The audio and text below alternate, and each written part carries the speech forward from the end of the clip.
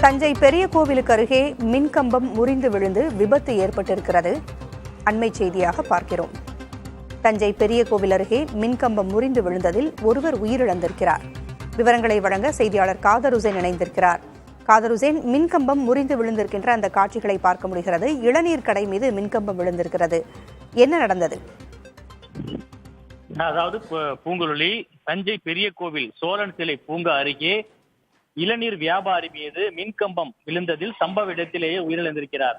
அதாவது தஞ்சை பெரிய கோவில் அருகே உள்ள சோழன் சிலை, அதை சுற்றி வட்டார பகுதிகளில் இளநீர், பொம்மைகள், தஞ்சாவூர் தலையாட்டி பொம்மை, கரும்பு, பழக்கடைகள் என ஏராளமான கடைகள் இருக்கின்றன. இவை அனைத்துமே வரக்கூடிய சுற்றுலா பயணிகள் பயனடையும் வகையில் இந்த கடைகள் அமைக்கப்பட்டுள்ளது.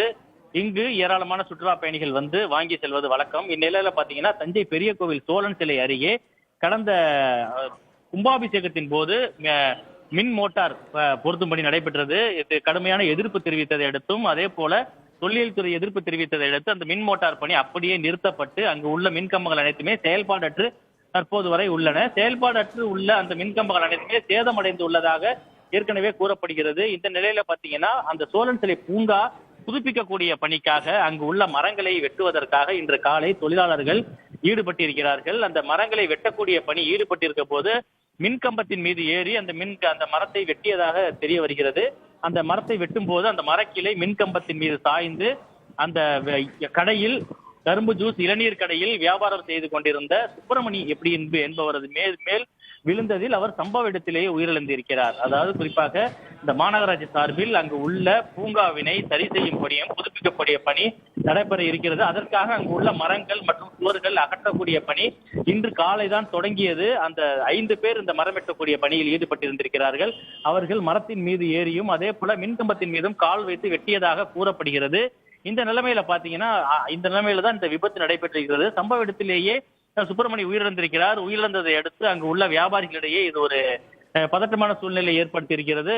ஏற்கனவே அங்கு ஏராளமானோர் கூடி வெயில் காலம் என்பதால் இளநீர், கரும்பு ஜூஸ் உள்ளிட்டவை குடித்துக் கொண்டிருக்கக்கூடிய சூழ்நிலையில தற்பொழுது இந்த விபத்து ஏற்பட்ட நேரத்தில் அங்கு யாரும் இல்லாதன் காரணமாக பெரும் விபத்து தவிர்க்கப்பட்டது. இருந்த பொழுதிலும் பொம்மை கடை மற்றும் இளநீர் கடை மீது இது விழுந்ததில் ஒருவர் உயிரிழந்திருக்கிறார். இது குறித்து சம்பவ இடத்திற்கு வந்த மாவட்ட காவல் கண்காணிப்பாளர் ராஜாராம் மற்றும் காவலர்கள் இந்த விபத்து குறித்து விசாரணை செய்து வருகிறார்கள். மேலும் மின்வாரிய ஊழியர்களும் மாநகராட்சி ஊழியர்களும் விபத்துக்கான காரணம் குறித்து அவர்களும் தெரிவித்து வருகிறார்கள். மின்கம்பம் சீரமைக்கப்படாததே இந்த விபத்திற்கு காரணம் என்று மக்கள் குற்றஞ்சாட்டி இருக்கிறார்கள். இந்த ஒரு அலட்சியம் ஒரு உயிரையே காவு வாங்கி இருக்கிறது. அரசு நிர்வாகம் விரைந்து இதற்கு நடவடிக்கை எடுக்க வேண்டும். தகவல்களை வழங்கியமைக்கு நன்றி காதர் உசேன்.